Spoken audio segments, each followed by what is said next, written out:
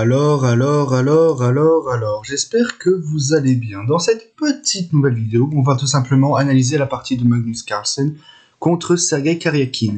Dans quelques instants, je posterai aussi l'analyse de la vidéo de Firouzja contre Ariantari, qui aussi était une partie vraiment complètement dingue. Mais on va directement commencer, on va analyser la première partie. Cette partie-là, elle était vachement intéressante. Alors, Magnus avait perdu contre Karyakin il y a quelques rounds de cela, et aujourd'hui, maintenant, c'est Magnus qui joue avec les pièces blanches contre Karyakin avec les pièces noires. Du coup, c'est parti, E4, E5, cavalier F3, cavalier 6 et fou B5. Bon, l'espagnol classique. Et là, cavalier F6, D3, bon, théorie classique. Et il y a quoi? Il y a 7700 parties dans la base, un truc comme ça, peut-être 7000 même. Et là, fou C5. Alors, simplement, c'est la défense berlinoise, quoi, la classique.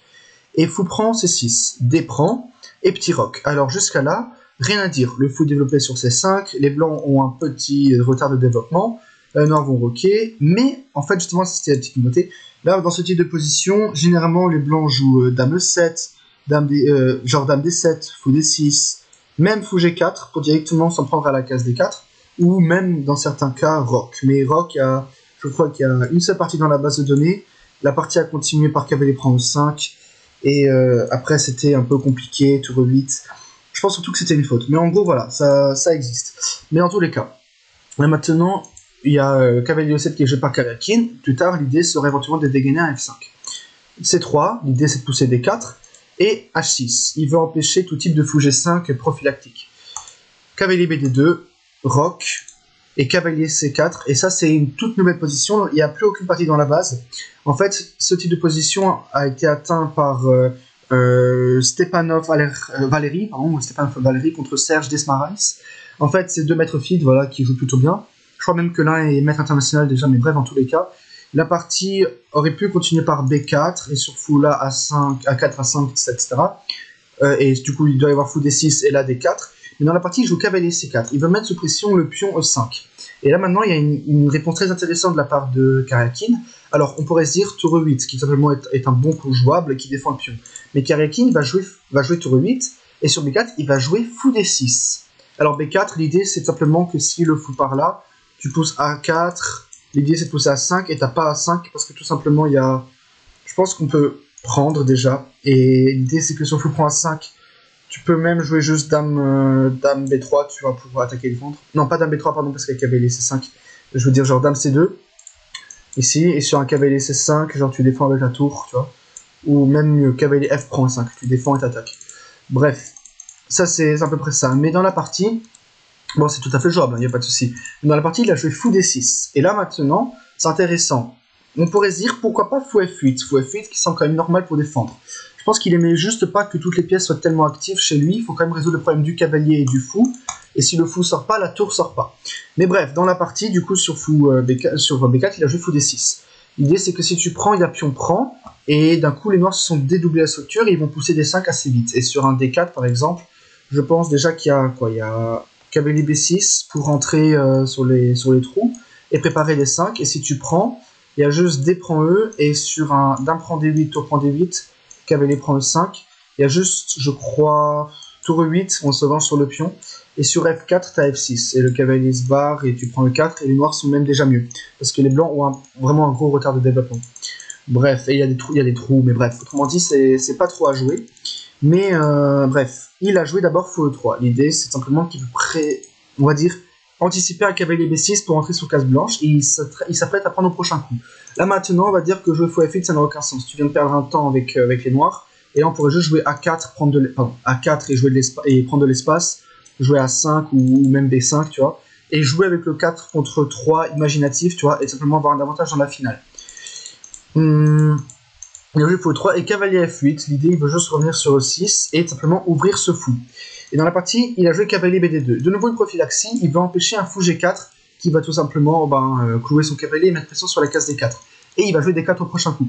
Si tu joues D4 tout de suite du premier coup, il y a E prend D, et sur, on va dire, E prend D, il y a fou prend E4, ou même tour prend E4, tu vois. Et du coup, on va dire cavalier prend D, mais sur cavalier prend D, ta tour prend E4. En fait, c'est tout simplement le problème du pion. Du coup, il a d'abord joué cavalier D2. L'idée maintenant, c'est qu'il veut jouer D4, avec l'idée que si maintenant... Ok. L'idée, c'est que même si tu prends le pion aussi, en fait, il y aura juste beaucoup trop d'activité pour les blancs sur la colonne B et sur les cases noires. Et voilà, tout simplement. Dans la partie, du coup, il faut D6, il faut E3, cavalier F8, cavalier D2 et cavalier G6. Il veut arriver sur la case F5. Et là, Magnus va jouer un coup intéressant, il va jouer cavalier prend D6. Alors, c'est un coup intéressant, tout simplement parce qu'il dédouble la structure de pion, et en règle générale, on se dit, mais non, je veux pas échanger mon bon cavalier contre ce fou assez mauvais. Mais en fait, il a une toute petite idée. L'idée, c'est qu'après prise, il veut pousser A4, et sur un D5, la part du noir, il veut jouer cavalier B3 et rentrer sur case noire. Et simplement dire au noir que le fou de case blanche, ici, là, bah, il sert à rien, tout simplement. Du coup, il a pris le cavalier, CD et A4, D5 et cavalier B3, comme dans la partie. Il y a eu B6 pour empêcher les pièces de rentrer sur case noire, et A5 de la part de Magnus. Magnus veut simplement ouvrir le centre et dire, ok, t'as 2 pions centraux, moi aussi, mais j'en ai un qui est un petit peu moins loin, mais en attendant, ta structure c'est de la merde. T'as un retard de développement, ton fou bouge pas, ta tour bouge pas, et si le fou bouge pas, la tour ne sert à rien. Il y a tour B8, il veut tout simplement défendre et sortir du clouage, parce que là maintenant les blancs jouaient, pour vous montrer, là-dessus, il y a prise et tour prend tour. Bref, mais voilà, du coup, il a joué tour B8 pour sortir de tout clouage, et dans la partie, il a joué dame C2. Alors, il va juste replacer ses pièces, jouer tour FD1, il veut garder la tour sur A pour pouvoir garder pression ici, et simplement ouvrir le centre et aller atomiser les noirs.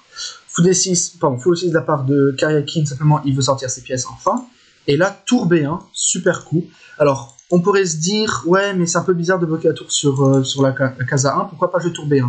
Alors, tu pourrais, ce serait moins logique. À vrai dire, la tour sur A1, elle est super active, elle contrôle vachement bien la colonne A, et sur n'importe quel échange, c'est directement les blancs qui gagnent la colonne. Du coup, jouer tour FB1, même si ça paraît bizarre, bah on va dire c'est utile. Et là, je rappelle qu'on ne peut pas attaquer sur l'aile roi, on veut toujours attaquer sur l'aile dame, puisque tout le jeu est à l'aile dame. Là, on voit cette structure, on voit la structure qui normalement pointe vers ce côté-là, mais en fait là les noirs ont tellement poussé les centres, les pions centraux, qu'en fait les blancs veulent tout simplement s'en prendre à ses faiblesses et jouer à l'aile dame. Tour 7 de la part d'Akarikin, qui d'après moi est simplement le meilleur coup. C4, l'idée de C4 c'est que sur prise il veut faire des prends et menacer un jour des tours D1 et simplement pousser pour se créer des cases. Vous voyez ce que je veux dire? Et dire que ce cavalier-là, il est nul face à celui-là. On rappelle juste que là, maintenant, les noirs ont un fou de case blanche, et du coup, les noirs veulent jouer sur case noire, puisqu'ils ont une pièce de plus qui joue sur case noire. Et comme dit, les fous de couleur opposée, ça avantage toujours ceux qui attaquent. Du coup, DK de la part de Karyakin, il veut tout simplement fermer le centre. Il y a fou D2 de la part de Magnus, et là, F5, super coup. Il veut tout simplement dire que ton pion sur D3, c'est une faiblesse que tu ne pourras pas trop protéger, sauf en ayant un cavalier sur C1. Montre-moi que tu sais défendre. Magnus prend sur V6, AB et F3. Il veut tout simplement prise, et même si la structure est un peu bizarre, et que le cavalier est d'un coup très mal placé, puisqu'il n'a aucune case sur lesquelles aller, bah en fait, il veut simplement dire, t'inquiète pas, je m'en sortirai, mec, et je vais simplement te marcher dessus. F3, et la tour F7 de la part de Karyakin, de nouveau super coup, il ramène les pièces à l'aile roi, toutes les pièces sont de ce côté-là de l'échiquier, il dit tout simplement, ouais, moi je vais t'attaquer le roi. Voilà, tout ça ici, là, il dit, moi je vais t'attaquer le roi avec ma dame, mon cavalier, mon fou et ma tour. Magnus joue tour F1, il ramène une pièce sur le roi et pour aller défendre. Roi H7, prophylactique, en fait maintenant, il veut éviter un jour, tout simplement, que le roi se prenne un échec et pouvoir quitter toutes les cases, et dire aux blancs, bon les blancs, vous avez rien à jouer. Sauf que Magnus prend sur F5. Alors ça peut paraître vraiment bizarre, je pense qu'un coup plus logique aurait été éventuellement fou E1, avec l'idée de rentrer un peu sur case noire, et éventuellement dame D1, ou soit d'abord l'un, soit d'abord l'autre, mais la position serait déjà atomique. Par exemple, si tu joues dame D1 avec l'idée juste de défendre et un petit peu tenir la position, genre tu as déjà dame D7, il va jouer F4 au prochain coup et il va te rentrer dedans. Tu vois, ça va vraiment être complètement atomique. Mais bref, il a pris sur F5, fou prend F5 et fou 1. Il essaye un petit peu de sortir avec ses pièces. Là maintenant, les noirs ont beaucoup plus d'espace, que ce soit au centre, sur l'aile roi. Et le cavalier est mal placé, la tour aussi est mal placée, même si elle contrôle la colonne A. Et dame G5. Il veut menacer tout simplement cavalier F4 et fou H3. D'abord l'un ou d'abord l'autre, mais dans tous les cas, il veut aller attaquer. Tour D1 de la part de Magnus, il veut solidifier le centre et il dit que ton attaque, en gros, ben, ça vaut rien. H5. Alors, première faute. Je pense qu'un meilleur coup, simplement, aurait été tour A8, tout simplement, et prendre le contrôle de cette fameuse colonne, et dire aux blancs, les blancs, vous avez rien à jouer. Maintenant, tu joues fou G3, par exemple, ta tour F A7, il va rentrer sur la colonne A, et on va dire, ok, tu joues tour A1 pour échanger, bah à ce moment-là, tu as juste dame E3 échec, roi H1, et je dirais d'abord fou D3, et tu perds beaucoup de matériel. Genre même sur prise, bah en fait, t'as encore ça à la fin, et tu perds beaucoup trop de matériel. Bref, là, les noirs sont juste complètement gagnants. Mais bref, dans la partie, il a joué H5, il veut jouer H4, H3. Mais H5, comme dit, H5, ça a l'air d'être un bon coup, mais c'est un peu lent. Comme dit, tour A8 et doublé ici, là, ça aurait été beaucoup plus actif. Dans la partie, il a joué fou D2 pour empêcher tout type de dame E3 échec. Et au passage, si tu jouais directement dame E3 échec, il y aurait juste eu fou F2 et là, il n'y a plus d'attaque. Voilà, il y a tout qui est défendu, la dame doit revenir. En fait, elle a donné dame F2 gratuite et là, il y a juste tour Fe1 et on va directement taper un peu le contre-jeu. Et sur un H5, par exemple, tu as juste fou G3. Et là, tu as un gros problème sur le pion. Tu dois défendre comme ça et ta cavalier prend D4, clouage. Voilà, ça c'est un gros souci dans la position. Bref, du coup, dame E3 marchait pas tout de suite. H5, fou D2, dame H4 et tour E1. Et là, un coup intéressant, il a joué enfin tour A8, mais là maintenant, ce n'est pas le bon coup. Je pense qu'un coup plus fort aurait été dame F6. Alors dame F6, c'est quand même un aveu d'échec, comme dirait Mathieu Cornette. En fait, là maintenant, il faut comprendre dans cette position que les noirs ont un petit peu loupé l'attaque. Le pion sur H5 est d'un coup très mal placé, la dame sur H4 l'est aussi, et mine de rien, t'as quand même une grosse faiblesse sur E5. C'est-à-dire que si les noirs n'arrivent pas à attaquer, il y aura quand même un gros avantage pour les blancs. Mais bref, il a joué tour A8 et tour A1 de la part de Magnus, très bien joué, il veut échanger tout simplement et avoir moins de pièces. Tour F8 de la part de Karyakin, il dit non, on va pas échanger, moi j'ai 1, 2, 3, 4, 5 pièces contre ton roi et ta tour, et j'ai un pion qui peut avancer. Tour A7, tour A4, tour A6, si moi j'arrive plus à dire les cases. Tour A6 de la part de Magnus, sa seule idée simplement c'est d'aller chercher du contre-jeu à l'aile dame. Alors là maintenant les noirs sont complètement gagnants, mais il faut jouer un coup qui est vraiment incroyable, il faut jouer dame D8. L'idée c'est que tu protèges, et là tu vas jouer H4, H3, et supposons que le pion soit là, genre ici là, si le pion est ici et le pion noir sur H3, tu vois, il y aura même des sacrifices possibles, et la tour prendra sur F1. Genre je vais vous montrer juste vite fait quelques coups, on va dire ça. Même si tu me joues ça, il y a même déjà fou prend G4, avec l'idée que tu ne peux pas prendre parce que tu te fais juste mater en main. Voilà, ça c'était juste pour vous montrer, mais bon, il y a certainement d'autres coups, mais c'était juste pour vous montrer. Bref, du coup, tour 1, tour F8, et là, D5 de la part de Karyakin. Je suis passé un peu vite, mais c'est une faute. Là, maintenant, vraiment, il fallait jouer dame D8. Je pense que c'était vraiment trouvable, mais comme dit, là, maintenant, tu as le champion du monde en face de toi, tu as envie de gagner, tu as déjà gagné récemment, et là, maintenant, c'est toi qui as l'initiative avec les pièces noires. T'as pas envie de retourner avec la dame en arrière, ça a l'air vraiment mou. En plus, tu te dis oui, tour F1, et là, d'un coup, t'as pas d'activité, mais comme dit, t'as H4, H3, H2. Et c'est vachement fort. Et là, du coup, il a joué une erreur, il a joué E4. Alors, il veut sacrifier un pion et simplement ouvrir la position des noirs. Alors, déjà, qu'est-ce qui se passe sur F prend D? Sur F prend D, t'as fou H3, menace. Alors, on va dire qu'est-ce qui se passe déjà si tu prends le fou. Il y a tour prend F1, roi G2 et tour F de mat. Maintenant, qu'est-ce qui se passe si tu prends la tour? Si tu prends la tour, il y a tour prend F7. Et supposons que maintenant tu prennes la tour, bah en fait, t'as juste dame F2 échec, roi là et mat. Ça veut dire le fou est très tabou. Et tout simplement. Et là maintenant, que menace noir, supposons que tu prennes le pion, bah en fait c'est juste dame F2 qui menace avec mat en 2. Du coup on va se dire oui mais bon, moi je suis intelligent, je te joue pas tour prend pion, moi je te fais fou C1. Bah, en fait t'as juste dame E1 mat. Voilà, ça c'est le problème, tu peux rien faire après fou H3. Du coup on va se dire oui mais qu'est-ce qui se passe sur D prend? Dans la partie il a joué cavalier prend D4. Qu'est-ce qui se passe si tu fais D prend E? À ce moment-là t'as fou prend E4. Sur dame prend, il y a dame prend dame, pion prend et tout prend F1 mat.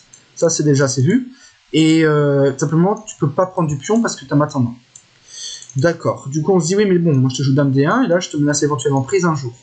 Là, en fait, maintenant, il te fait dame F6, avec l'idée, si tu me prends le pion ici, je te joue cavalier H4, et je vais saquer ici au bout d'un moment, et tout simplement, ce sera juste complètement mortel. J'aurai simplement une bonne position. Supposons que maintenant, tu prennes le fou, juste pour vous te montrer, il y a dame prend F1, tour prend et mat. On va dire d'accord, mais moi je m'en fous, je vais te jouer tour ici. En fait, t'as G6. T'as dame G6, excusez-moi, qui est vachement fort, tu menaces mat. Et sur tour F2, t'as cavalier prend F3 échec. Roi H1 et on va dire cavalier prend D2, et tour prend F2. Et tu perds toute la maison. Et du coup, tu te dis ouais, mais bon, je fais ça, et t'as tour F1, et tu te fais juste laminer. Bref, ça c'est le gros souci de la position. Dans la partie, il a joué encore le troisième coup, il a joué cavalier prend D4, parce que mine de rien, le pion 5 ne protège plus la case D4. Là maintenant il faut avoir les nerfs solides. Déjà qu'est-ce qui se passe sur E prend D? Il y a tout simplement dame C3, on sort de l'attaque. Vraiment, faut dire c'est vraiment que du coup pour coup.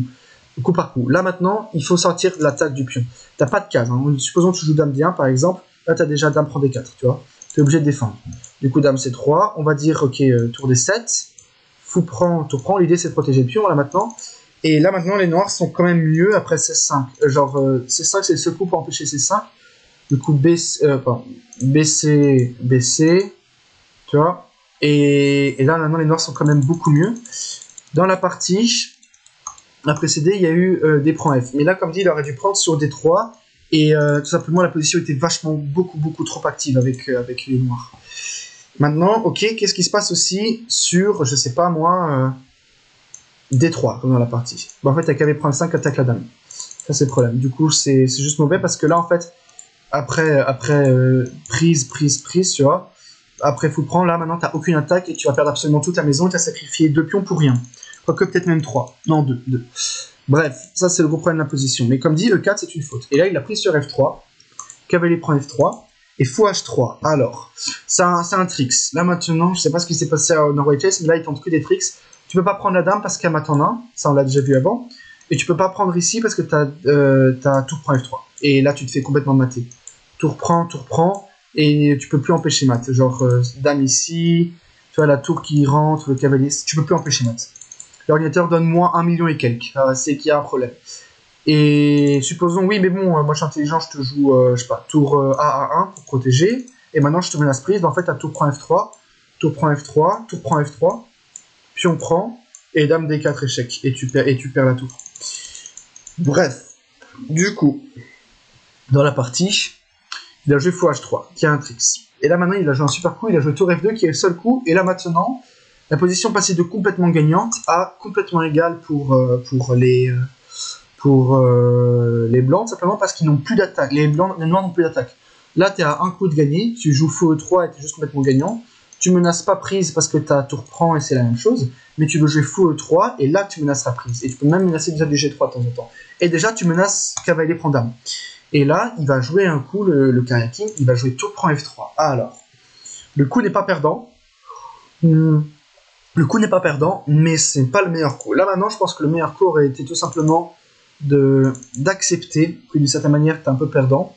Et là, l'ordinateur te propose un coup, il te propose roi G8. L'idée, c'est que si tu prends la dame, tour prend F2, menace mat.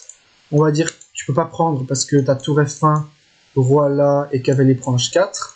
Et genre, tu perds toute la maison x2. Genre, roi ici et 2 ondes. Et cavalier D4, et tu vas menacer des maths et des attaques et tout ça et tout ça. Et ça, c'est juste gagnant. Là, maintenant, matériellement, dans cette variante, on a quoi? On est à tour, cavalier, t'as une tour pour la dame. Mais si tu, par exemple, au prochain coup dame C3, t'as déjà tour 8, F2. Et t'es obligé, du coup, de donner la dame. Voilà, pour empêcher mat. Tu dois jouer genre ça, et c'est le seul coup, par exemple. Bref, dans la partie, du coup. Mais dans la partie, il a joué tour prend F3. Alors, ça perd pas tout de suite. Il a fait G prend et tour F5. Là, c'est un mauvais coup. Là, dans cette position, il aurait dû jouer un coup incroyable. Mais bon, là, il le voit, puisque bon, il y a que des tricks. Là, il y avait fou G4 qui était fort. L'idée, maintenant, c'est que tu veux juste récupérer le pion et te dire, ouais, bon, j'ai cavalier dame contre ton roi, défends-moi ça. Et on va dire, c'est égal. Là, maintenant, l'ordinateur donne une variante. Il dit fou G5, complètement folle. L'idée de fou G5, c'est que, en fait, t'as pas de case. Si tu viens ici, par exemple, juste F prend G4 et c'est protégé. Du coup, tu dois prendre F prend G4, attaque, dame prend G4, roi H1, et là, incroyable, il te dit tout prend F2, dame prend F2, et dame D1 échec. Et ça, c'est perpétuel. Genre, au roi G2, ta dame prend D3, et la qualité en plus ne sert pas à grand chose, parce qu'en fait, tu as toujours des cavaliers F4 ou des dames ici et cavalier H4, et en fait, c'est tout simplement nul.